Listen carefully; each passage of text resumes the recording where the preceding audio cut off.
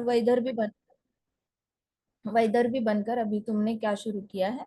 तुमने अपने पति को खो दिया है और तुम वैसे ही शोक मना रही हो जैसे तुमने राजा पुरंजन बनकर मरते वक्त अपनी पत्नी को खोने का शोक मनाया था। वैसे अभी तुम पत्नी बनकर पति को खोने का शोक मना रही हो। तो परमात्मा ने ब्राह्मण रूप में आकर सामने उसको ये सारा ज्ञान दिया। सो हमारे हृदय में हमें हमेशा पता होता है, जो कोई रो रहा होता है उसको पता होता है कि मुझे इतना रोने की जरूरत है नहीं, इसमें कुछ ना कुछ तो अच्छा ही छिपा हुआ है, मुझे अभी समझ में नहीं आ रहा लेकिन आगे जाके समझ में आ जाएगा। तो परमात्मा हृदय से आपको हमेशा किसी ना किसी तरीके से डायरेक्ट आंसर नहीं देते, इनडायरेक्ट भी गाइड करते हैं। तो इनडायरेक्ट गुरु कहा जाता है परमात्मा को। इनडायरेक्ट गुरु मतलब जो सीधा सीधा डायरेक्टली कभी कभी आंसर नहीं देते, आपको इनडायरेक्टली इंस्ट्रक्शन देते हैं कि इतना दुखी होने की बात नहीं है, इसमें से भी बाहर आ सकते हो, बाहर आओगे ही आओगे, इस चीज को इतना ज्यादा प्राधान्य देने की जरूरत नहीं है, दुखों को वैसे भी बहुत ज्यादा प्रायोरिटी देनी नहीं चाहिए। तो वो रानी के सामने ये सारा, वैदर्भी के सामने वो ब्राह्मण ऐसे बता रहे थे कि तुमने मुझे छोड़ दिया, हम दोनों बहुत अच्छे दोस्त है, मैं तुम्हारा सबसे अच्छा दोस्त हूँ, आज तक तुम्हारा इतना अच्छा दोस्त कोई भी नहीं बना है, लेकिन तुम मुझे पहचान नहीं पा रही हो क्योंकि तुमने अपने लाइफ में भौतिक जगत के इंटरेस्ट को बहुत प्राधान्य दिया। सो फिर वो ब्राह्मण ने बताया कि मैं परमात्मा हूँ, ये समझने की कोशिश करो कि मैं परमात्मा हूँ और मैं हृदय में रहता हूँ। हम दोनों एक ही क्वालिटी के हैं, क्वांटिटी में हम अलग हो सकते हैं लेकिन हमारी क्वालिटी एक जैसी ही है। तो कहते कि जैसे दो हंस होते हैं, दोनों हंसों की क्वालिटी लेक में जो खड़े होते हैं, दोनों हंसों की क्वालिटी सेम ही होती है, सेम चीज खाते हैं, सेम चीज पीते हैं, वैसे ही खड़े होते हैं, वैसे ही सोते हैं। तो कहते कि क्वालिटी में हम दोनों बिल्कुल एक जैसे हैं। जब मैं तुम्हें कुछ इंस्ट्रक्शन देता हूँ तो you once again remember Krishna, जब भी मैं तुमसे बात करता हूँ तो तुम्हें कृष्ण की याद आ जाती है। वैसे तो तुम कृष्ण को भूल जाती हो, लेकिन तुम्हें कृष्ण को याद आने के बाद तुम्हारे मुक्ति के द्वार जो है वो खुल जाते हैं। तो देखो ये परमात्मा बात कर रहे हैं, बी वेरी अटेंटिव, ओके। सो परमात्मा क्या बता रहे हैं, ये लाइन बहुत इंपॉर्टेंट है। When I instruct you, बोलो, when I instruct you, And I instructed you once again remember Krishna you once again remember Krishna and doors to liberation open. So परमात्मा जब बात करते हैं तो तुम वापस कृष्ण भगवान को याद कर लेते हो, और जैसे ही कृष्ण भगवान को याद करते हो तो तुम्हारे मुक्ति के द्वार खुल जाते हैं। अब इसका अपोजिट क्या होगा? जब परमात्मा से इंस्ट्रक्शन आने के बाद तुम नहीं सुनते हो तो तुम कृष्ण को याद नहीं कर पाते और तुम्हारे मुक्ति के द्वार नहीं खुलते। यस और नो? सो इसका मतलब है कि परमात्मा हमेशा इंस्ट्रक्शन देते रहते हैं, परमात्मा कभी चुप नहीं होते। ऐसा नहीं है जैसे कभी टीचर ने बोला स्टूडेंट को कि होमवर्क करके आओ, होमवर्क करके आओ, स्टूडेंट कर ही नहीं रहा होमवर्क, कर ही नहीं रहा होमवर्क, फिर टीचर बताना ही बंद कर देती है। कभी कभी माता पिता भी बच्चों को बताते हैं होमवर्क करो, होमवर्क करो, ऐसे करो, ऐसे करो। अब बच्चे नहीं सुनते, बार बार एक ही चीज बतानी पड़े तो हो क्या जाता है फिर? माता पिता साइलेंट हो जाते हैं। मोस्टली ये किसके बारे में होता है? जो बच्चे बहुत बड़े हो चुके होते हैं, 20 ईयर्स के हो चुके होते हैं, 25 ईयर्स, 30 ईयर्स के हो जाते हैं बच्चे, तो माता पिता अपने बच्चों को बताना ही छोड़ देते हैं। कुछ चीजें ऐसी होती है जो माता पिता को चाहिए होता है कि बच्चों में बदलाव आए, लेकिन बच्चा खुद नहीं चाहता अपने अंदर बदलाव लाना, तो माता पिता फिर बताना ही छोड़ देते हैं। उनको लगता है जब से जन्मा है बच्चा तब से बताते जा रहे हैं, बताते जा रहे हैं, इसने बदलना होता तो पहले ही बदल चुका होता, लेकिन अभी तक नहीं बदला तो आगे भी क्या बदलेगा। तो ऐसे माता पिता करके चुप हो जाते हैं, फिर उसके बाद वो लोग बताना बंद करते हैं। लेकिन परमात्मा का ऐसे नहीं होता। हमारे पास लिमिटेड एनर्जी होती है, लिमिटेड स्टैमिना होता है, परमात्मा के पास सब कुछ ही अनंत है। भगवान ही स्वयं अनंत है, तो हम क्या उनके कन्विंसिंग पे कोई लिमिट लगाएंगे? तो परमात्मा कभी कन्विंस करना बंद नहीं करते, परमात्मा बताते ही रहते, बताते ही रहते, ये गलत है, ये गलत है, ऐसे मत करो, ऐसे करो, ऐसे मत करो, ऐसे मत करो। बताते हैं इसलिए लोग आत्मग्लानि में चले जाते हैं, गिल्ट में चले जाते हैं, क्योंकि उनको भी पता होता है वो लोग जो भी कर रहे हैं वो गलत कर रहे हैं। बस फर्क इतना है कि पता होने के बावजूद भी गलत कर रहे हैं। तो यहाँ पे लिखा है कि जो ब्राह्मण थे, ब्राह्मण ने कहा कि मैं हमेशा तुम्हें बताता रहता हूँ और जब तुम मेरी बात सुन लेती हो तब तुम्हें कृष्ण की ध्यान होता है, और कृष्ण का ध्यान करने से तुम्हारे मुक्ति के द्वार जो है वो खुल जाते हैं। सो इतने साल कहाँ थे फिर ये ब्राह्मण? अभी क्यों आए जब वो पति के लिए रो रही है? वैदर भी जब पति के लिए रो रही है, अभी क्यों आया है ब्राह्मण? पहले भी तो आ सकता था, है ना? आ सकता था ना? ये सुन नो, जब पुरंजन मर रहा था, अपनी पत्नी को याद कर करके मर रहा था, तब भी तो आ सकते थे ये ब्राह्मण। तब क्यों नहीं आए? अभी वैदर्भी बनकर आई, और वैदर्भी बनकर जब अपने पति के लिए रो रही है, अभी क्यों आए परमात्मा? बताओ। की बेटी वैष्णव थी इसलिए। गुड। माता जी कि उस वक्त तक जो ये है वैधर भी अभी उसकी स्वीकृति जो है वो ज्यादा हो गई थी। भक्त का संग किया था उसने। जो मलयाल थे वो भक्त थे, उन्होंने तपस्या की थी, उन्होंने पैर की मालिश कर रही थी, उनके साथ रहे, सेवा करी थी, बेसिकली बहुत सालों तक सेवा करी थी। तो तपस्या करनी पड़ती है, राइट? परमात्मा की आवाज सुनने के लिए, परमात्मा की आवाज सुनने के लिए करना क्या पड़ता है? बेसिकली सेवा। सेवा, तपस्या, एनी फॉर्म ऑफ तपस्या, लेकिन तपस्या जरूरी है। ऑलराइट, सो तपस्या इज लाइक, हमारे वैष्णव कल्चर में तपस्या को क्या नाम दिया है? श्रवणम, अर्चनम, कीर्तनम, वंदनम, कीर्तनम, विष्णु स्मरणम, पाद सेवनम, अर्चनम, दास्यम, साक्यम, आत्मनिवेदन। जय हरि बोल, हरि बोल, हरि बोल। सो नवविधा भक्ति में ये सारे मार्ग दिए गए हैं, इसमें से कोई एक चीज पकड़ लो और कंसिस्टेंटली करो। सारी 9 की 9 चीजें हर रोज करी तो भी ठीक है, लेकिन टाइम नहीं होगा तो कोई भी एक चीज पकड़ो और हर रोज करो। ये आपकी तपस्या है, नित्य सेवा कहते हैं उसको। तो नित्य सेवा करने से जैसे जैसे तपस्या बढ़ती जाती है, वैसे वैसे हृदय से परमात्मा जो है आपसे बात करने लग जाते हैं। But number of hours of तपस्या मैटर्स द मोस्ट। ओके, आप कितने घंटे डाल रहे हो? जैसे वैदर्भी ने कितने साल डाले थे? ऑलमोस्ट कितने साल डाले थे वैदर्भी ने? 36,000। हाँ जी। सो वैदर्भी ने इतना लंबा समय जब डाला था अपने पति के साथ तपस्या में, तब जाके ब्राह्मण बनकर परमात्मा ने दर्शन दिए। कलयुग में सबसे अच्छा तरीका है, जैसे ही हम हरिनाम लेना शुरू करते हैं, जाप करना शुरू करते हैं, आप 8 माला के आगे भी पहुंच जाओ और नित्य नित्य से एवरी डे 8 माला करने लग जाओ। जागृत हो जाते हैं आपके परमात्मा, जागृत होके आपको हृदय से ज्ञान देने लग जाते हैं, आपको बताने लग जाते हैं किस मोमेंट पे कैसे बिहेव करना है, क्या करना है। कोई मुश्किल आने वाली होती है तो वो टलना शुरू हो जाती है। सो ऐसे सारे एक्सपीरियंसेस आपको परमात्मा के थ्रू आने लग जाते हैं। कभी कभी परमात्मा की आवाज भी सुनाई देती है। आप अगर रूम में कभी कपड़े फोल्ड कर रहे हो, कभी कुछ काम कर रहे हो, तब भी आपको परमात्मा की आवाज सुनाई देती है। He talks to you. Wire नहीं हिलाना पीछे से, ठीक है? कैमरा है। सो नारद मुनि जी ने फिर बताया कि देखो, माई डियर किंग प्राचीन भारी, the Lord is known indirectly through his stories और एलिगरीज। नारद मुनि जी ने बताया भगवान जो होता है ना, इनडायरेक्टली हमें पता चलते हैं अलग अलग स्टोरीज से, कहानियों से। और भगवान जब ऐसे पता चलते हैं, तब जाके भगवान के साथ रिश्ता हमारा बनता है और हमें आत्म साक्षात्कार होता है। सेल्फ रियलाइजेशन का मतलब होता है आत्म साक्षात्कार। आत्म साक्षात्कार का मतलब होता है आपका भगवान के साथ रिश्ता पुख्ता कैसे हो जाता है, आपको पता चल जाता है कृष्णा किस किस समय पे आते हैं, आपको कैसे बचाते हैं, आपकी इच्छाएं कैसे पूरी करते हैं, आपकी बात जैसी आपके मन में कोई बात आती है वो सामने कैसे प्रकट हो जाती है। ये सारी चीजों का एक्सपीरियंस को कहते हैं आत्म साक्षात्कार। कहीं कहीं पता चल जाता है कि ऐसे ऐसे मुश्किल के वक्त में भी हमने कृष्ण को हम नहीं भूल पाए। हिलाओ मत ना, पूरा कैमरा हिल रहा है, झंडा ऊपर नीचे।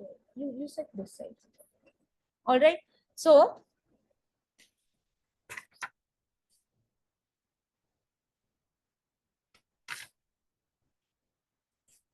हम 4.29 करेंगे आज, शुरुआत करेंगे 4.29 चैप्टर की, ठीक है? 29 चैप्टर में नारद मुनि जी और किंग प्राचीन भारी के बीच में क्या संवाद हुआ उसके बारे में डिस्कस हुआ है। किंग प्राचीन भारी stood up and paced the floor absorbed in the thought. जैसे नारद मुनि जी ने बोला कि भगवान को कहानियों से सीखा जा सकता है, समझा जा सकता है, तो राजा प्राचीन भारी ऐसे पीछे हाथ बांधते हैं ना, ऐसे पीछे हाथ बांधकर बहुत स्पीड से वॉक करते हैं, इधर से इधर, इधर से इधर, ऐसे तो ऐसे राजा प्राचीन बारी पीछे हाथ बांध के एकदम पेस करने लग गए हॉल में, ऐसे fast fast fast fast, left to right, right to left, ऐसे जोर जोर से वॉक करने लगे बहुत ज्यादा, और एकदम गहरी सोच में पड़ गए थे। नारद मुनि जी वहीं पे थे। नारद मुनि जी की नारद मुनि आईज वर फॉलोइंग, नारद मुनि जी ऐसे देख रहे थे, ऐसे राजा प्रचंड वॉक कर रहे हैं, ऐसे वॉक कर रहे हैं, ऐसे वॉक कर रहे हैं, फिर ऐसे वॉक कर रहे हैं। तो नारद मुनि जी की आंखें ना राजा प्रचिन भरी को ऐसे फॉलो कर रही थी। So he also stood up to the face the king. फिर नारद मुनि जी खड़े हो गए ऐसे कि चलो मैं खड़ा हो जाऊंगा तो राजा का ध्यान मेरी तरफ जाएगा। लेकिन after standing also all he could see was king प्राचीन भारी पेसिंग द फ्लोर।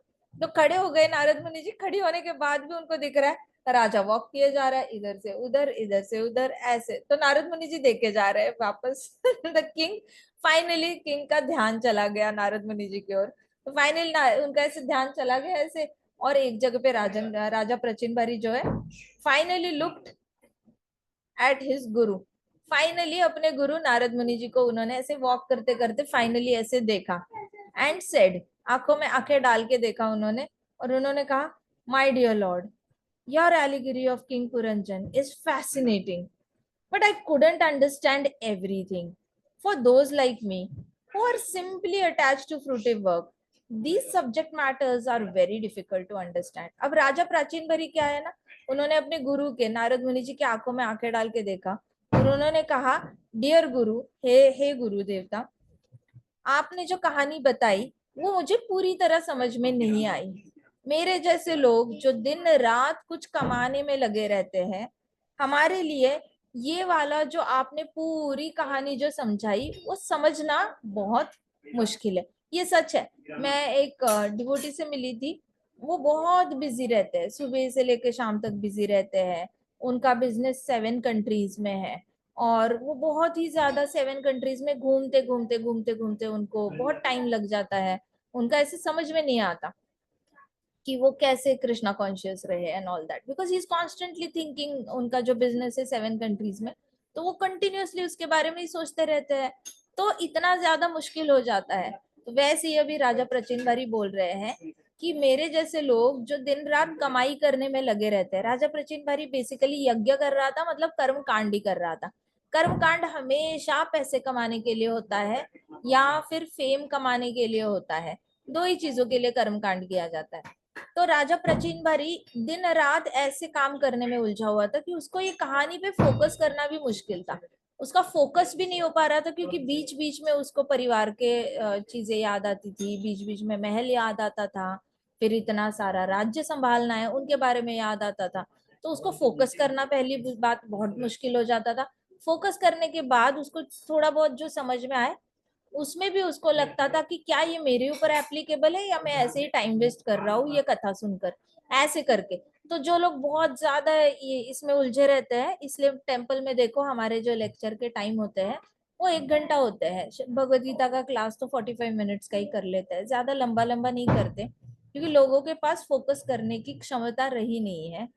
जब से हमारे कंट्री पे मुगल आए थे, मुगलों ने आधा लूट लिया भारत को, फिर ब्रिटिशर्स आए, ब्रिटिशर्स ने पूरा लूट लिया भारत को। तो भारत हमारा मोर देन 500 ईयर्स किसी और के रूल के अंडर गया है।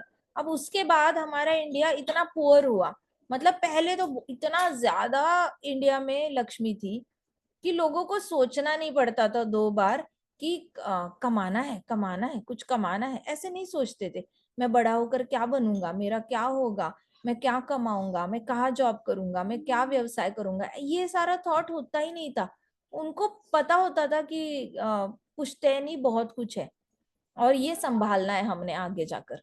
तो कोई अगर मर्चेंट का बेटा होता था उसको इतना ही पता होता था, आगे जाके पापा जो कर रहे हैं उसी को संभालना है और वही काम करना है। तो उसके दिमाग में कंटिन्यूअस ये सारी चीजें नहीं चलती थी कि मैं क्या करूंगा बड़े होके, मैं क्या बनूंगा बड़े होके, मुझे कितनी पढ़ाई करनी चाहिए। सो ऐसे एम्बिशन, करियर और पैसा कमाना है, ये सारे थॉट्स बहुत कम हुआ करते थे पहले। ऑलरेडी सबके पास एक काफी हद तक सबके पास सब कुछ था। लेकिन ब्रिटिशर्स आने के बाद हुआ क्या, लूट लिया उन्होंने पूरे भारत को। मुगलों ने तो किया ही था, मुगलों ने बस इधर ही लूटा और इधर ही सब कुछ बनाया, उन्होंने अलग तरीके से अपने से ही यूज कर लिया। लेकिन ब्रिटिशर्स ने लूट के अपने कंट्री में लेकर गए। तो हुआ क्या कि उसके बाद जितने भी जनरेशंस, जितनी भी पीढ़ियां आई, हर एक पीढ़ी एकदम जीरो लेवल से गरीबी से निकलने की कोशिश करने लगी। अब उसमें दिन रात एक ही चीज सोच रही है, कमाना है, कमाना है, कहाँ से पैसे आएंगे, कैसे पैसे आएंगे, कैसे बच्चों को पढ़ाई कराएंगे, कैसे बेटे को नौकरी दिलाएंगे, बेटे को नौकरी कहाँ दिलाए, खेती के लिए पैसे कहाँ से आएंगे, गाय खरीदने के लिए पैसे कहाँ से आएंगे। ये सारी चीजें उनको जीरो से सोचनी पड़ी, क्योंकि जितना भी था इंडिया में सारा तो चला गया। सो अभी क्या करे। तो इस तरीके से लोग पूरी तरह कर्मकांडी बन गए। किस कुछ कुछ लोगों ने देवी देवताओं के यज्ञ किए, कुछ कुछ लोगों ने मेहनत का सहारा लिया, कुछ कुछ लोगों ने पढ़ाई का सहारा लिया, कुछ कुछ लोगों ने नौकरी का सहारा लिया, कुछ लोगों ने अपना अपना व्यवसाय शुरू कर दिया, और बहुत ही सस्ते में सब कुछ ये करना जिससे कि बस रोटी पानी का इंतजाम हो जाए। धीरे धीरे जाके इंडिया थोड़ा सा डेवलप होने लगा, अब जाके थोड़ा ठीक ठाक है, लेकिन अभी भी मैक्सिमम लोग दिन रात यही सोचते रहते हैं कि और कैसे कमाए, और कैसे कमाए। तो गरीबी से बाहर निकलने के लिए एक पूरा देश इतने स्ट्रगल से जाता है। इसलिए बहुत जरूरी होता है अपने देश का रक्षण करना। बाहर के देश से कोई, अब पता चला कुरुक्षेत्र वॉर कितना इंपॉर्टेंट था, हस्तिनापुर का रक्षण करना कितना जरूरी था। हर देश अपने आप को रक्षण करने करने के लिए इतना मजबूत होना चाहिए कि इतने पुश्तैनी, इतने हजारों हजारों लाखों सालों से जो कमाया हुआ है वो ऐसे चला जाता है, तो अगली 60-70 पीढ़ियां उसको मतलब सफर ही करती रहती है। 60-70-100, अभी इंडिया को और 100-200 साल लग जाएंगे ऐसे फील करने में कि हाँ हमारे पास सब कुछ है, आगे जाके क्या करना है, पापा जो कर रहे हैं वही करना है, आगे जाके क्या करना है, पापा ने जो बनाया है उसी को मेंटेन करना है, और वही ऐसे ही कमाता रहना है। तो ये जो कंप्लेसेंसी है, ये जो संतुष्टि है, ये आने में 200-300 साल लग जाएंगे। तब तक सारी पीढ़ियां ऐसी ही बहुत ज्यादा एजिटेटेड रहेगी। तो हुआ क्या, वैसे ही राजा जो प्रचिन बारी था, राजा प्रचिन बारी वॉज द फर्स्ट जिसको बहुत ज्यादा कमाने का मन कर रहा था। उसको चाहिए था कि मेरी अगली 100 पीढ़ियां बैठकर खाए। उसका एम्बिशन ये नहीं था कि मेरी अगली 10 पीढ़ियां बैठकर खाए। राजा प्रचिन बरी सोचता था कि मेरी अगली 10 पीढ़ियां बैठकर खानी चाहिए, इसलिए 100 पीढ़ियां, इसलिए वो ज्यादा से ज्यादा यज्ञ में इतना एक्यूमुलेट करके रखना चाहता था कि 100 पीढ़ियां अगर उसको ये करती रही, श्राद्ध पे खाना देती रही कि अरे हमारे पूर्वज थे राजा प्रचिन बारी, वो हमारे लिए बहुत कुछ छोड़ के गए हैं, तो हम इसे अच्छा तो हम अपना अपना भगवान का कुछ कर लेते हैं, हम ज्ञान योग कर लेते हैं, हम हठ योग कर लेते हैं, हम ध्यान योग कर लेते हैं, हमें हमें कमाने तो कोई कोई जरूरत ही नहीं है। तो ऐसे अच्छे अच्छी आत्माएं इसके आएंगी, ये लोग तपस्या करेंगे क्योंकि इनको कमाने की कोई जरूरत नहीं होगी, मैं कमा के छोड़ के चला जाऊंगा। फिर ये लोगों के पास ऑलरेडी सब कुछ होगा, इसलिए ये लोग तपस्या करेंगे क्योंकि इनको सब कुछ होने के बावजूद आसक्ति नहीं रहेगी। कोई तो ऐसा जन्मेगा जो ध्रुव महाराज की तरह सब कुछ है, प्रहलाद महाराज की तरह सब कुछ है उनके पास, लेकिन आसक्त नहीं है तो है लेकिन आसक्त नहीं है। और ये जब कुछ हाई एडवांस लेवल की भक्ति करेंगे, ध्यान योग करेंगे, जो भी करेंगे, तब मुझे ऑटोमेटिकली मुक्ति मिल सकती है क्योंकि मैं इनके लिए कमा के छोड़ के चला गया हूँ। See this is the reason आज भी इंडिया में कल्चर है कि मैक्सिमम माता पिता, इनको पता भी नहीं होता कि ये लोग LIC की पॉलिसी क्यों कर रहे हैं। आधे लोगों को तो पता भी नहीं होता कि वो इतनी प्रॉपर्टी लेकर क्यों रख रहे हैं, इनको क्या मतलब जरूरत क्या है, अंदर से वो क्यों इतना कर रहे हैं। एंड एंड में जाके उनको पता चलता है, जब बीमार पड़ जाते हैं तब उनको समझ में आता है कि मैं इतना सब कुछ इसलिए कर रहा हूँ क्योंकि मेरा मृत्यु पास आया है। अब मैं इतना ज्यादा बच्चों को छोड़ के जाऊंगा तो बच्चा मरने तक में श्राद्ध का भोजन खिलाएगा और पोता भी भोजन खिलाएगा मुझे श्राद्ध में।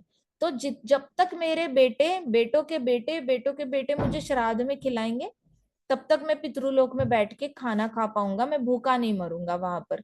ऐसे करके इतना प्रॉपर्टी वगैरह छोड़ के जाते हैं। ये बाहर की कंट्री में ऐसा कोई कल्चर नहीं है। सब लोग कहते हैं बच्चे आप अपना कमाओ, हम अपना कमाएंगे, हमने अपना कमाया हुआ मरते मरते हम सब उड़ा के जाएंगे, आप अपना अपना कमाओ, अपना अपना मरते मरते उड़ा के चले जाओ। तो कोई ऐसे छोड़ के जाने का कोई रिवाज नहीं है वहां पे। हमारे यहाँ इंडिया में ये कल्चर है, एशिया में है बेसिकली, एशिया हमारा जो खंड है, आशिया खंड, उसमें ये सारा है। तो वैसे ही राजा प्रचीन बारी जो था वो ज्यादा एम्बिशियस था, उसको 100 पीढ़ियों तक अपना फैसिलिटी करके जाना था कि चलो मेरे से तो इस जन्म में कोई तपस्या नहीं हो पाई, लेकिन आगे जाकर क्या पता कोई आ जाए जिसको तपस्या करने का मन करे और फिर वो तपस्या करके मुझे ही ये कर दे, फ्री कर दे, तब तक मैं स्वर्ग में बैठूंगा, क्योंकि मैं इतना सारा कमा के छोड़ के गया हूँ। तो स्वर्ग में मेरी अच्छी खातिरदारी होगी, नीचे से ये लोग हर साल श्राद्ध करेंगे, ऊपर मेरे अच्छे से कंफर्टेबल मेरी लाइफ होगी। ये सोचकर राजा प्राचीन बारी ज्यादा से ज्यादा साल बढ़ा रहा था। तो राजा प्राचीन बारी ने बोला, मुझे तो आपकी कथा इतनी समझ में नहीं आती, क्योंकि उसके दिमाग में कर्मकांड इतना घुस चुका था ना, उसको बस एक फोकस से, उसने इतने 1000 साल एक फोकस से इतना ही सोचा था कि मैंने इतना इतना कमा के छोड़ के जाना है, इतना कमाना है, इतना कमाना है, इतना कमाना है। सो अभी जब नारद मुनि जी कथा बता रहे थे तो उसको एब्जॉर्ब ही नहीं हो रहा था, उसको समझ ही नहीं आ रहा था मैंने इतना क्या गलत किया, यज्ञ ही तो किया, मैंने तो वेद शास्त्र ही फॉलो किया है। लेकिन नारद मुनि जी कह रहे हैं वेद शास्त्र फॉलो करना भी गलत है। फिर मैंने इतना क्या किया, वेद शास्त्रों में ही तो बोला है एनिमल्स को मारो। नारद मुनि जी कह रहे हैं एनिमल्स को मारो तो ये लोग आके मुझे मारेंगे। मैंने इतना क्या गलत किया, मैंने अपने पत्नी से प्यार ही तो किया है, सारे पति अपने पत्नी से प्यार करते हैं। अब नारद मुनि जी कह रहे हैं पत्नी से भी इतना प्यार नहीं करना चाहिए, तो मैं करूँ क्या, मेरी तो पूरी लाइफ ही रॉन्ग हो गई। मैंने तो जिस चीज को मैं सही समझ के जीता आया, वो मेरी पूरी लाइफ को एक बड़ा सा रेड क्रॉस लग गया। Now I don't know what to do at all. तो उन्होंने कहा कि मेरे जैसे लोगों के लिए ना आपकी ये हाई फंडू बातें पल्ले नहीं पड़ती, मुझे कुछ समझ में नहीं आता कि आप क्या बोल रहे हो। सो राजा ने हाथ जोड़े और ऐसे दंडवत किया, और राजा ने बोला प्लीज मुझे एक्सप्लेन कीजिए सिंपल भाषा में कि मैंने करना क्या है। मुझे आपकी कथा तो समझ में आई, लेकिन उसमें से मैंने क्या करना है मुझे कुछ नहीं समझ में आया। ऐसे करके देखो कितनी अच्छा है ना भागवतम। हमें कोई ऐसे टेम्पल में लेक्चर सुनाए तो हमें हिम्मत ना हो खड़े होके बताने की कि आपने कथा सुनाई प्रभु जी, महाराज आपने कथा सुनाई, मुझे तो कुछ समझ में ही नहीं आई। और महाराज बोलेंगे पिछले 1 घंटे से तू क्या मच्छर मार रहा था गुस्सा हो जाएंगे। लेकिन राजा प्रचीन भारी कितने ऑनेस्ट है, कितना दिल साफ है उनका। उनको नहीं समझ में आया तो उन्होंने सीधे बोल दिया कि आपने इतना हाई लेवल का, मुझे कुछ सब पल्ले नहीं पड़ा।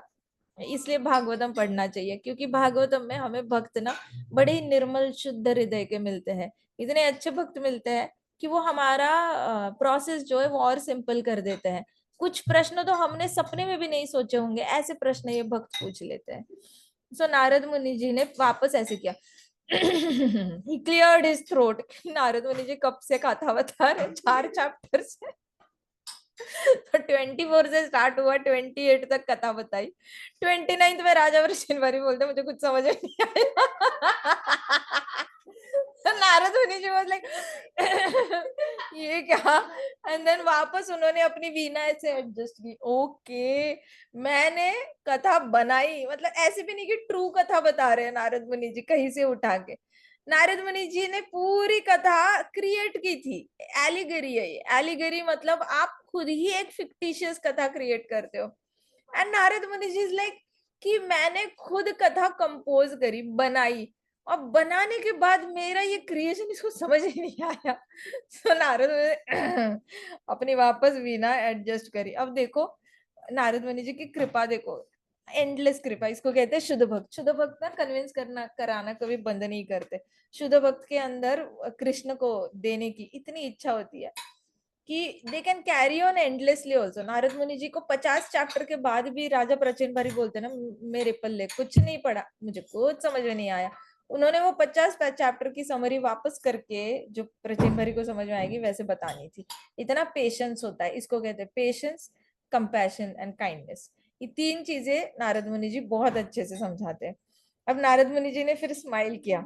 नारद मुनि जी बोला, O king please understand that Puranjan represents every conditioned soul. उन्होंने बोला राजा को कि देखो ये समझ लो कि राजा पुरंजन जो है वो सारी भौतिक आत्माओं को रिप्रेजेंट करता है। जितनी भी आत्माएं हैं यहाँ पे मटेरियल वर्ल्ड में, उन सारी आत्माओं को राजा पुरंजन रिप्रेजेंट करता है।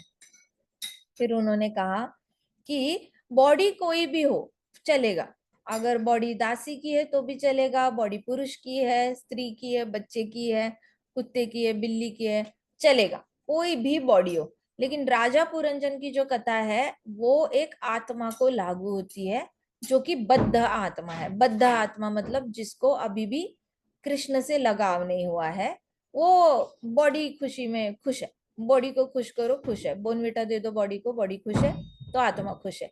तो आत्मा अभी भी बॉडी लेवल के एंजॉयमेंट में खुश है। पता है कैसा होता है? सो अविज्ञात, कहते कि अविज्ञात जो है वो सारी आत्माओं का बेस्ट फ्रेंड है। और वो wait, later on, let us finish the katha, then you tell. Okay, अविज्ञात कौन है? अननोन फ्रेंड जो है वो कौन है? परमात्मा। तो सारी जीवात्माएं हैं, उनका एक अननोन फ्रेंड है। सबके पास एक अननोन फ्रेंड है, इनविजिबल फ्रेंड है सबके पास। कोई भी अकेला नहीं है। जो कहता है ना, हाय मैंने पूरी जिंदगी अकेले बिताई, मैं हमेशा अकेला रहा, मैं अकेला हूँ, मुझे बड़ा अकेलापन आ रहा है, उसने भागवतम पढ़नी चाहिए। आप पहाड़ों में जाओ तो भी अकेले नहीं होते, आपको पूरी दुनिया अकेले छोड़ दे तो भी अकेले नहीं। मुझे याद है मैं रियासी में थी, हम लोग बॉर्डर पे थे, और वहां पे इतना लड़ाई का माहौल चल रहा था, सर्जिकल स्ट्राइक चल रहा था, और उरी अटैक हो चुका था, सब कुछ हो चुका था। पूरी फौज हमारी बॉर्डर पे जा चुकी थी, एकदम हमसे थोड़े से किलोमीटर के आगे थी, कोई भी नहीं था। और जहाँ पे हम रह रहे थे, मैं और दो बच्चे, हम दोनों ही बच्चे थे, और एक पोस्ट पे एक ये था, सोल्जर था, दैट्स ऑल। सिर्फ हम लोग ही बच्चे थे स्टेशन पे, कोई नहीं था, कोई भी नहीं था। लेकिन ये सेंटेंस था भागवतम का, यू आर नेवर लोनली, आप कभी अकेले नहीं होते। आपके पास हमेशा अविज्ञात मतलब एक अननोन फ्रेंड होता ही होता है, इनविजिबल फ्रेंड। तो कौन है, कहाँ से पता चलेगा? भागवतम से पता चलेगा। ऐसे मौका भी आए ना जहाँ पे आसपास कोई भी ना हो, पहाड़ों में आपको अकेला छोड़ दिया जाए, विदाउट एनी सपोर्ट, कोई भी नहीं है आपके पास अर्जेंसी में, लिटरली कोई भी नहीं है, एक डॉग भी नहीं है, सो बात करने के लिए कोई नहीं है, और खाना लाने के लिए कोई नहीं है, आपको जितना राशन है घर में उतने में ही एडजस्ट करना है, बच्चे को भी संभालना है, अकेले भी पड़ जाओ ना पूरे ब्रह्मांड में, तो भी भागवतम आपके पास होना, you can survive very happily. आपके परमात्मा आपको कभी नहीं छोड़ते, इतना आपके पास ना कन्विक्शन होना चाहिए, इतना आपके पास कॉन्फिडेंस होना चाहिए कृष्णा पे। सो यहाँ पे भागवतम में नारद मुनि जी कहते हैं अविज्ञात जो है ना वो अननोन इनविजिबल फ्रेंड है, सारी आत्माओं के पास होता है। ये पुरंजन है ना, सारी आत्माओं को रिप्रेजेंट करता है, और अविज्ञात परमात्मा को रिप्रेजेंट करता है। तो ये परमात्मा सारी आत्माओं के साथ होता है, इनविजिबल बन के उनका बेस्ट फ्रेंड होता है, और वो हमेशा उनके साथ रहता है। सो एंड ट्रस्ट मी, उस वक्त जो भागवतम रीडिंग हुआ था ना, इतना अच्छा हुआ था, इतना शुद्ध रीडिंग हुआ था। चैतन्य चरितमृत का रीडिंग एकदम शुद्ध हुआ था, हारमोनियम पे कीर्तन एकदम शुद्ध हुआ था, जाप एकदम शुद्ध हुआ था। तो you don't need people to practise bhakti, आपको बहुत सारे लोगों की जरूरत नहीं होती भक्ति प्रैक्टिस करने के लिए। आप अकेले भी कभी पढ़ जाओ, आपके पास सिर्फ प्रभुपाद की बुक्स हो, हारमोनियम हो, करताल हो, आपकी भक्ति माला जाप हो, आपको इतनी चीजें चाहिए एंजॉय करने के लिए भक्ति में। भागवतम चाहिए, करताल चाहिए, हारमोनियम हो ठीक है, नहीं है तो भी ठीक है, कोई बात नहीं, माला जाप हो, ये सब कुछ नहीं होगा ना तो भी चलेगा, टंग है अपनी, हरि नाम ले सकते हैं। So that is the power of भक्ति। महाराज कहते थे कि भक्ति जो है वो ट्रांसेंडेंटल है। ट्रांसेंडेंटल मतलब भौतिक जगत के किसी भी आइटम के ऊपर डिपेंड नहीं करती। भौतिक जगत का आइटम मतलब अपना टंग है ना, उस पे भी डिपेंड नहीं है भक्ति, फिंगर्स पे भी डिपेंड नहीं है, माला पे भी डिपेंड नहीं है, करताल पे भी नहीं है, किसी बुक पे भी डिपेंड नहीं है। आप भक्ति करना चाहो ना तो आप बिना शरीर के भी भक्ति कर सकते हो। आपका पूरा शरीर चींटियों ने खा गए ना तो भी आप अंदर ही अंदर जाप कर सकते हो, क्योंकि मन बुद्धि अहंकार और आपका जो प्राण वायु में आत्मा फ्लोट हो रही है, तब भी आप भक्ति कर सकते हो। सो भक्ति is not dependent on any material item. भक्ति आप आत्मा करती है भक्ति, शरीर भक्ति नहीं करता। शरीर होता है तो यूज कर लेते हैं खैर, लेकिन अगर कुछ भी ना हो तो भी भक्ति हो सकती है। तो यहाँ पे नारद मुनि जी ने कहा अविज्ञात मतलब परमात्मा है, जो हमेशा हमेशा का हमारा दोस्त है, इटर्नल फ्रेंड है। परमात्मा कौन है हमारे? Eternal friend. आप आज बोल सकते हो आपके स्कूल का फ्रेंड है, कॉलेज का फ्रेंड है आपका, या फिर कॉलोनी का दोस्त है, वो इटर्नल फ्रेंड है, बोल सकते हो। सारे छोड़ के चले जाते हैं ना, स्कूल वाले बच्चे स्कूल में रह गए, कॉलेज वाले कॉलेज में रह जाएंगे, कॉलोनी वाले कॉलोनी में रह जाएंगे, सब लोग इधर उधर हो जाएंगे, कोई वापस मिलने के लिए भी टाइम मिले ना मिले, वापस मिलना होगा नहीं होगा, 5-6 सालों में एक बार होगा, कभी 10 सालों में एक बार होगा, सो मिलना भी नहीं होता। तो इटर्नल फ्रेंड वो होता है जो हर घड़ी मिलता है, और हर घड़ी हर मोमेंट पे कौन मिलता है? सिर्फ परमात्मा, और कोई नहीं। माँ बाप भी नहीं मिलते हर घड़ी पे, ठीक है। So the condition soul do not recognise him. Narad Muni ji ने राजा प्राचीन भरी को बोला, देखो जो बद्धा आत्मा होता है ना, वो परमात्मा को नहीं पहचान सकता। तो नारद मुनि जी ने फिर सर ऐसे झुकाया, और फिर ऐसे looking at the opulence of the palace all around him. फिर नारद मुनि जी अपनी वीणा को एडजस्ट करके ऐसे गोल घूमे 360 डिग्री, मतलब ऐसे गोल घूमे, पीछे से ऐसा पूरा महल देखा, फिर ऐसे महल देखते देखते ऐसे ऐसे पूरा ऐसे महल, ऊपर से नीचे से पूरा महल देखा। और उन्होंने कहा, you see dear king, when the living entities want to enjoy material world, they have to accept a material body. तो एक जीवात्मा को जब भौतिक जगत एंजॉय करना होता है तो उसको भौतिक शरीर एक्सेप्ट करना पड़ता है, लेना पड़ता है। लेकिन बीइंग स्पिरिचुअल बाय नेचर, वो really they can not enjoy the matter. अब लेकिन ओरिजिनल नेचर तो उनका स्पिरिचुअल है। जीवात्मा का ओरिजिनल नेचर क्या है? आध्यात्मिक है। अब भौतिक शरीर लेकर वो भौतिक जीवन एंजॉय करने के लिए आत्मा कोशिश तो करती है, लेकिन उसका ओरिजिनल नेचर तो आध्यात्मिक है। मतलब ऐसा है कि आप अंदर से सोना हो लेकिन आपको एंजॉय करने दे डायमंड्स, तो आपने डायमंड का शरीर धारण कर लिया ताकि आप डायमंड एंजॉय करो, लेकिन अंदर से तो सोना हो ना, गोल्ड हो ना, तो गोल्ड कैसे डायमंड एंजॉय कर सकता है? वैसे आप अंदर से आध्यात्मिक हो और भौतिक जगत में आते हो, भौतिक शरीर से भौतिक जगत एंजॉय करने की फुल ऑन प्रैक्टिस करते हो, मेहनत तो बड़ी करते हो, दिन रात मेहनत करते हो कि मैं एंजॉय करूं, लेकिन वो हो नहीं पाता। आध्यात्मिक शरीर है अंदर से, आप आध्यात्मिक हो, इसलिए आप रियली एंजॉय नहीं कर पाते। फिर आप मटेरियल इंटेलिजेंस यूज करते हो। फिर उन्होंने कहा नारद मुनि जी ने, देखो राजा पुरंजन की जो पत्नी है वो रिप्रेजेंट करती है, पुरंजनी रिप्रेजेंट करती है, देखो ना आप हिला रहे हो कैमरा वापस, you just go that side, see again you are touching the wire. So they use the material intelligence represented by Puranjana's queen to seek one pleasure after another। तो वो material intelligence यूज कर लेते हैं। रानी पुरंजनी जो है वो भौतिक इंटेलिजेंस को करती है, ठीक है, रिप्रेजेंट। मतलब क्या? आत्मा राजा पुरंजन जब इतना बड़ा महल खड़ा करने के बाद एंजॉय नहीं कर पा रहा है, तो वो अपना इंटेलिजेंस लगाने लगता है, मैं और क्या करूं जिससे मुझे एंजॉयमेंट आए, मैं और क्या करूं जिससे मुझे एंजॉयमेंट आए। आज मैं किसी से मिली थी, हम उसको रिफर करेंगे, उसको कहेंगे हम जीवात्मा, ओके, भौतिक जीवात्मा, हम सब भौतिक जीवात्मा ही है। तो जीवात्मा, तो उस जीवात्मा को पूछा क्या करना है, क्या करना है, क्या करना है, तो क्या करेंगे आगे जाके? तो आगे जाके योगा करेंगे, आगे जाके मन की शांति के लिए कुछ करेंगे, फिर आगे जाके ट्रैवल करेंगे, दुनिया देखेंगे, करियर में बहुत अच्छे से काम करेंगे, पढ़ाई करेंगे और अच्छी डिग्री लेंगे और अच्छी नौकरी करेंगे, फिर ज्यादा पैसा कमाएंगे। फिर ज्यादा पैसे कमा के क्या करोगे? ज्यादा पैसे कमाएंगे, फिर घूमेंगे। क्या, कहाँ घूमेंगे? स्पेन घूमेंगे, और कहाँ घूमेंगे? रोम घूमेंगे। अच्छा रोम, उसके बाद कहाँ घूमोगे? फ्रांस घूमेंगे, और कहाँ घूमेंगे? पूरा यूरोप देखेंगे, उसके बाद तो फिर यूएस घूमेंगे, अच्छा उसके बाद फिर ऑस्ट्रेलिया देखेंगे, अच्छा उसके बाद कहाँ घूमोगे? अमेजोन फॉरेस्ट देखेंगे, अच्छा उसके बाद कहाँ घूमोगे? एंटार्क्टिका घूमेंगे। अच्छा घूमोगे घूमोगे, उसके बाद क्या करोगे? नहीं, फिर वापस आएंगे जहाँ पे रह रहे हैं, वहां पे कोई हॉबी कर लेंगे। हॉबी मतलब क्या करना है एग्जैक्टली? कुछ आर्टिस्टिक करना है। अच्छा आर्टिस्टिक कर लिया, अब क्या करेंगे? आर्टिस्टिक करके सब कुछ ऐसे बहुत सारे लोगों को फिर अपना आर्ट सिखाएंगे। अच्छा उसके बाद क्या है?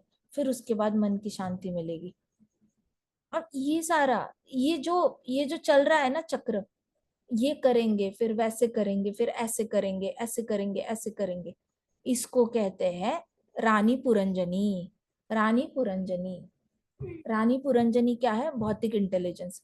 भौतिक इंटेलिजेंस कहता है मैं योगा भी करूंगा, प्राणायाम भी करूंगा, घूमूंगा, पैसा कमाऊंगा, करियर करूंगा, फिर वापस कुछ आर्ट रिलेटेड करूंगा, हॉबी करूंगा, म्यूजिक सीखूंगा, डांस सीखूंगा, एंड उसके बाद मैं क्या करूंगा, मुझे मन की शांति मिलेगी। फिर नहीं, उसके बीच में पूछा फिर और क्या करोगे, कहते फिर सोचूंगा, फिर सोचेंगे और क्या करना है, what next, what next, exactly यही वर्ड्स यूज किए थे, यही बोला, what next, then I will think what next. मैंने कहा then you will think what next.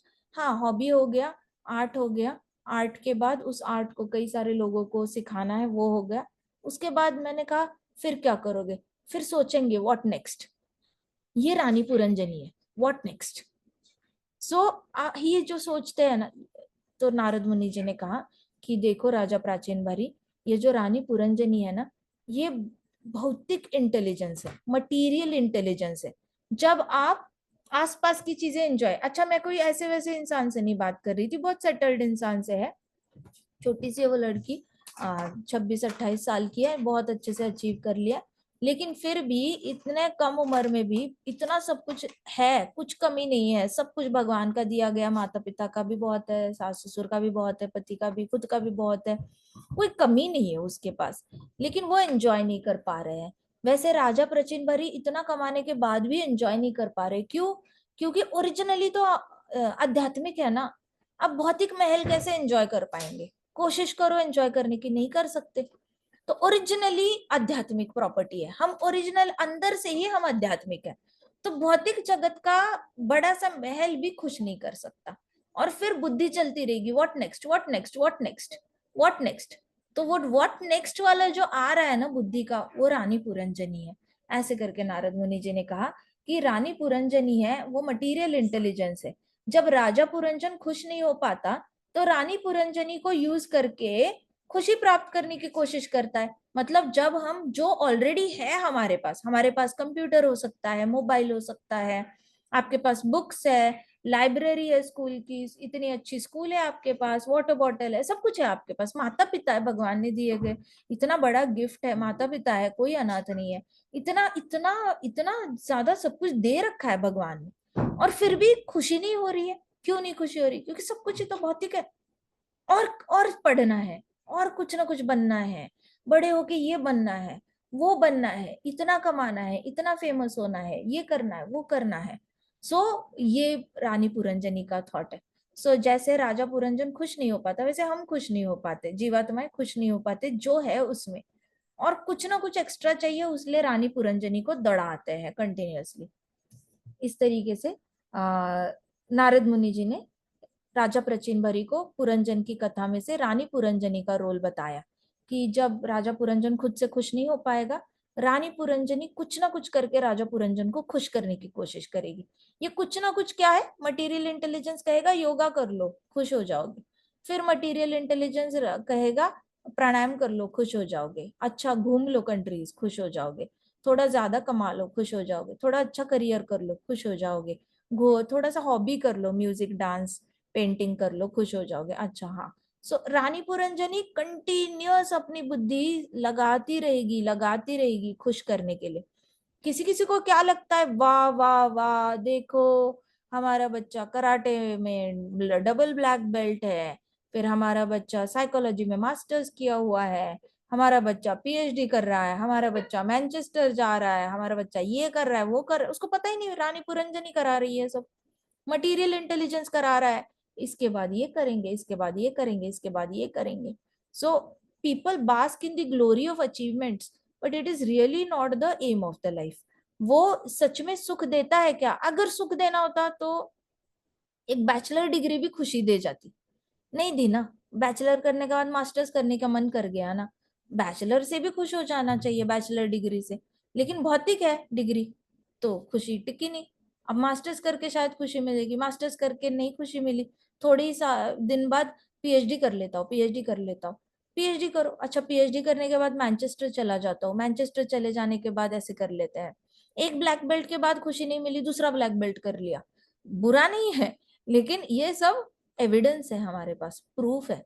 रानी पुरंजनी कितनी कोशिश कर रही है पुरंजन को खुश करने की, हमारा भौतिक इंटेलिजेंस जो है कितनी मेहनत कर रहा है आत्मा को खुश करने के लिए, ब्रेन लगा पड़ा है, दिन रात घोड़े दौड़ा रहा है। आत्मा खुश हो जा, मैंने बैचलर्स डिग्री दी। आत्मा खुश हो जा, मैंने तेरे को मास्टर्स बनाया।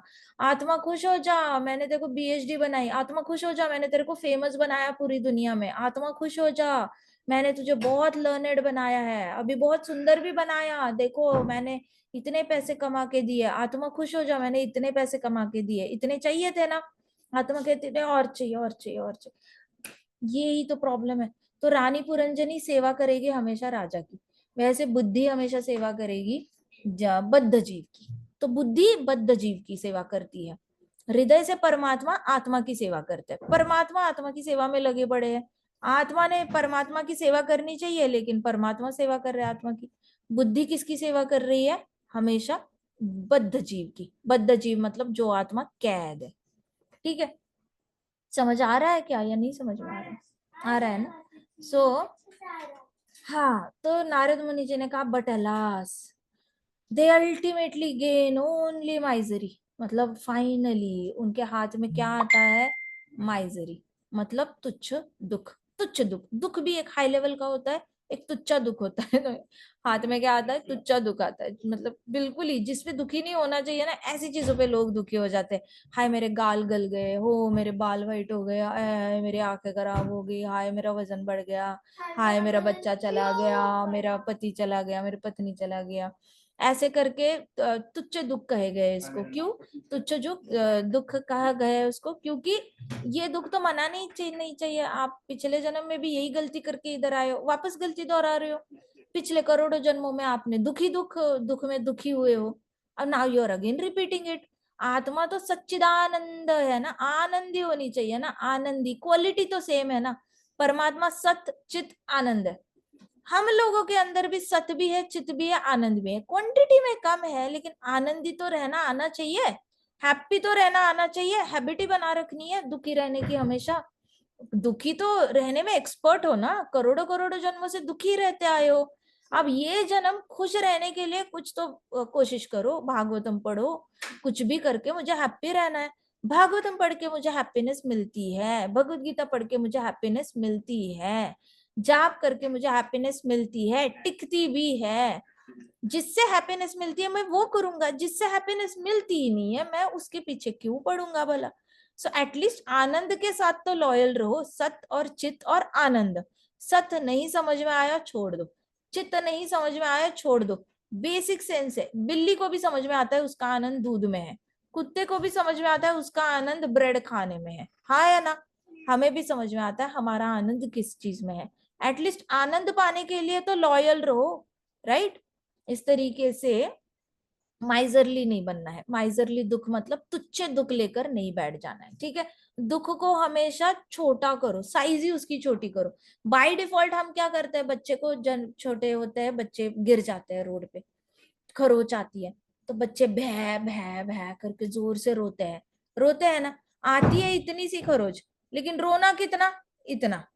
अभी वो पैटर्न रिपीट होता है, बड़े होते होते क्या होता है, दुख आता है इतना, लेकिन अंदर ही अंदर सल्क करते जाना, दुखी होते रहना, परेशान करना, सोचते रहना, इतना बड़ा कर देना, अंदर ही उस दुख की साइज ही इतनी बड़ी कर देना। होता है इतना सा, लेकिन उसकी साइज सोच सोच के जितना सोचते हो ना, वैसे दुख की साइज बढ़ती रहती है, उसका पेट बढ़ता रहता है। वो तो दुख खुश हो जाता है, वाह मुझे अटेंशन मिल रहा है। ओ तुम्हारे आंखों से आंसू आ रहे, कोई ना मुझे अटेंशन दो, मुझे बड़ा खुशी हो रही है। तो क्या होता है, दुख दुख हमारे आंसुओं पे पलता है। दुख एक कोई संस्कृत वर्ड नहीं है, डेड वर्ड नहीं है वो। आपको अभी तक तो पता चल गया होगा संस्कृत का एक भी शब्द डेड शब्द नहीं है ना? हर शब्द का एक फॉर्म होता है, एक रूप होता है। आप कोई भी शब्द ले लो शास्त्रों में से, शास्त्रों के सारे शब्दों के रूप है। वो शब्द को वजन क्यों है? भगवत गीता के हर श्लोक के हर वर्ड को वजन क्यों है? Every word has a form in Vaikuntha Golok. हर शब्द का एक रूप है, टू हैंडेड, दो हाथ दो पांव, किसी किसी को चार हाथ दो पांव, कुछ ना कुछ फॉर्म है। वैसे दुख का एक फॉर्म होता है। हमने देखा भय का एक फॉर्म यौवन राजा, हमें पता चला ना यौवन राजा कैसे दिखता है। बूढ़ी जरा है, जरा कैसे दिखती है पता है ना? काल शक्ति कैसे दिखती है पता है ना? सबको पता है कि हर एक चीज दिखती है, कैसे ना कैसे तो उसका फॉर्म है। दुख का भी फॉर्म होता है, और वो सुकड़ा होता है, बहुत सुकड़ा होता है। अब जितना हम मन में, जैसे कुछ बच्चे होते हैं, मैं ना कल स्कूल में गिरा था, भै भै भै भै भै, वैसे बड़े होने के बाद 10 साल पहले ऐसे हुआ था, भै भै भै। सो होता क्या है कि इतना बड़ा बड़ा बड़ा बड़ा, और दुख तो बड़ा पार्टी कर रहा है, वाह मुझे अटेंशन मिल रही है, वाह मुझे अटेंशन मिल रही है। दुख ना आपके आंसू पी पी के मोटा हो जाता है, उसका तो डाइट ही है हमारे आंसू। वो बड़ा खुश होता रहता है कि और आंसू निकालो, और आंसू निकालो, मुझे और पीना है, मुझे और पीना है। ऐसे करके दुख का जो फॉर्म है वो मोटा मोटा मोटा होता जाता है।